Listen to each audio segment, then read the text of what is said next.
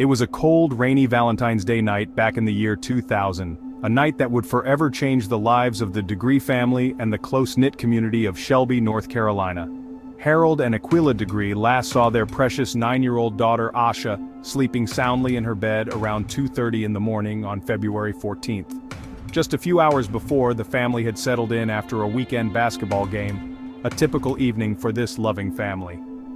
Little did they know that the ordinary rhythm of their lives was about to be shattered by an unimaginable event, a parent's worst nightmare unfolding in the quiet darkness of their own home.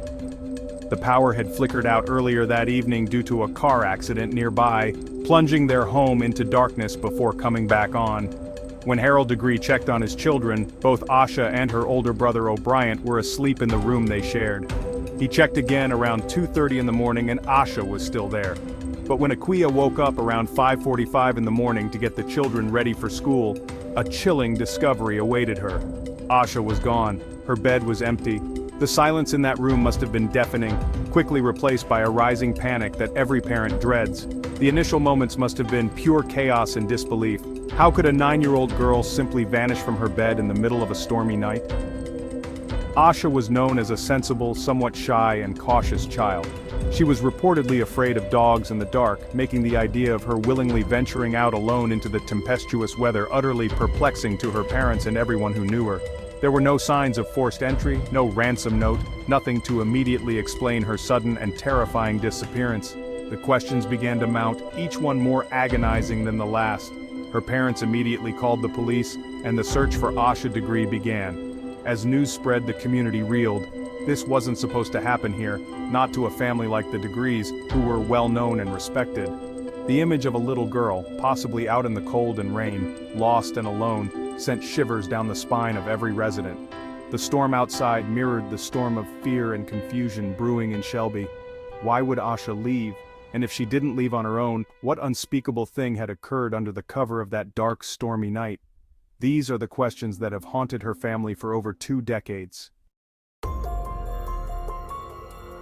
The disappearance of Asha Degree sent shockwaves through Shelby, North Carolina, a place where people knew their neighbors and felt a sense of security. The Degree family was deeply embedded in the fabric of this community. They were church-going, hard-working people, and their children were familiar faces. This wasn't an anonymous big-city crime. This struck at the very heart of their small town. The fact that a young, seemingly happy girl could vanish from her home without a trace was a terrifying prospect, eroding the sense of safety that many had taken for granted. The community immediately rallied, searching and praying, desperate for answers. In the days and weeks that followed, the investigation intensified, but concrete leads were frustratingly scarce. One of the most significant pieces of evidence to emerge was Asha's backpack, discovered over a year later, in August 2001. It was found buried in a plastic trash bag along Highway 18 in Burke County, about 26 miles north of her home. This discovery was a double-edged sword. It provided a tangible link to Asha, but its location, so far from home and deliberately concealed, painted a grim picture. The contents of the backpack offered a poignant glimpse into Asha's world, yet deepened the mystery surrounding her fate. Inside the backpack, investigators found several of Asha's personal belongings. These included a Dr. Seuss book, McElligot's Pool, and a New Kids on the Block t-shirt. These items, so innocent and childlike, stood in stark contrast to the sinister circumstances of their discovery.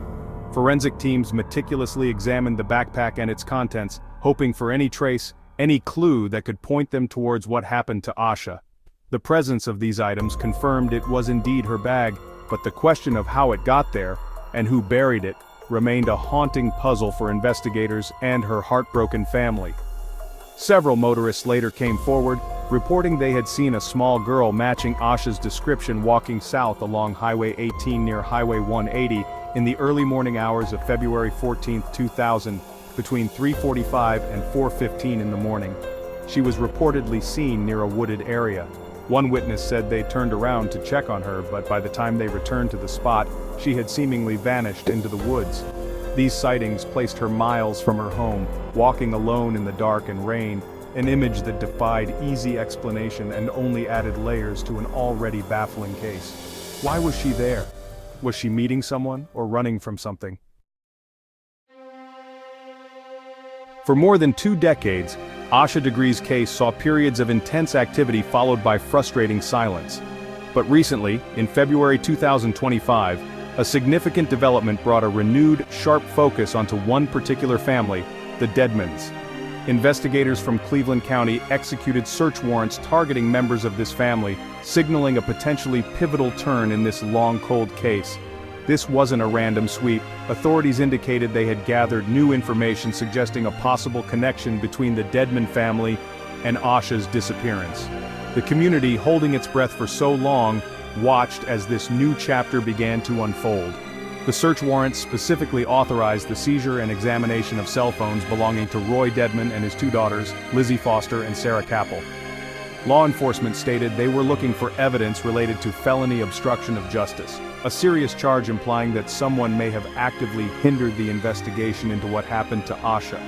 Furthermore, and perhaps most compellingly, DNA evidence has reportedly linked another of Roy Dedman's daughters, Anna Lee Dedman Ramirez, to items found inside Asha Degree's backpack. This forensic link after all these years is a stunning development, directly connecting a Dedman family member to the missing child's belongings. Adding another layer of intrigue and concern, a witness has reportedly come forward with a chilling accusation against Lizzie Foster. This individual claims that Lizzie Foster, whose phone was seized, once admitted at a party that she was responsible for killing Asha Degree. Such a statement, if proven true and corroborated, would be an explosive breakthrough. These are the kinds of revelations that can crack a case wide open, but they also require meticulous verification by investigators. The weight of such an accusation is immense, and authorities are undoubtedly proceeding with extreme caution as they explore this lead. As part of this renewed investigative push, authorities also seized an AMC Rambler car. This vehicle is significant because it reportedly matches the description of a car that some witnesses claimed to have seen in the area on the night Asha went missing. The presence of a mysterious car has always been a tantalizing yet unconfirmed part of the narrative. Examining this specific vehicle could provide crucial forensic evidence or help confirm or deny those early witness accounts. Each piece of this new puzzle, the DNA, the alleged confession, the car, is being carefully scrutinized by a team desperate for answers. Despite these recent significant developments and the intense focus on the Dedman family, it is absolutely crucial to remember that, as of today, June 6, 2025, no arrests have been made in connection with Asha Degree's disappearance. The Dedman family, through their attorney, has publicly denied any involvement whatsoever in Asha's vanishing. They have stated that they are cooperating with the ongoing investigation and maintain their innocence. This is a common and expected stance in such situations, and it underscores the fact that an investigation, even with new leads, is a process, not a conclusion. The recent actions by investigators, including the execution of search warrants and the collection of potential evidence, are steps in a long and arduous journey towards the truth. Officials have confirmed that no human remains were discovered during these recent searches, and no formal charges have been filed against any member of the Dedman family or any other individual. This means that while hope for a breakthrough has been reignited, the central mystery of what happened to Asha and where she is remains unsolved. The pain for her family, Harold and Aquila, continues every single day. The renewed attention on the case has, understandably, brought a fresh wave of emotion for Asha's family and the Shelby community. For years, they have lived with the agony of not knowing. While new leads offer a glimmer of hope, they also bring the possibility of further heartbreak. Asha's parents have never given up their search, tirelessly working to keep their daughter's memory alive and appealing for any information that could bring her home. This new phase of the investigation is undoubtedly a complex time for them, filled with a mixture of anticipation and trepidation. As this investigation continues, it is so important for everyone to exercise patience and fairness. It's easy to get caught up in speculation, especially with such a heart-wrenching case and these dramatic new details. However, the legal process must be allowed to unfold without undue public pressure or premature judgments. The authorities are working diligently to piece together a puzzle that has remained fragmented for far too long.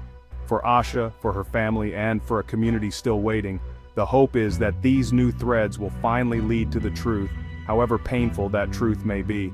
We all pray for answers and, most importantly, for Asha.